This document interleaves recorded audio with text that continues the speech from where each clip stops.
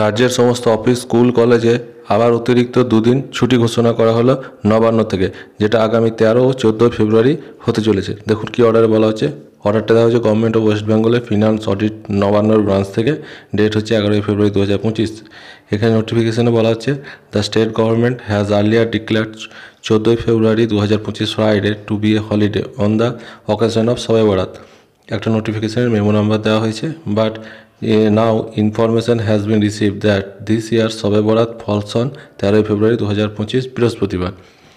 তাহলে in view of the the government is please declare 13 February 2025 as a holiday for observe of Shab-e Barat in the approach notification and 14 February 2025 also declared as a holiday on account of birthday of Thakur Panchanan Burma. Therefore, the state government officer, local bodies, sanitary bodies, board, corporates undertaking controlled or owned state government, educational institute, other office institute under the control of government of West Bengal will remain closed on both the 2 days.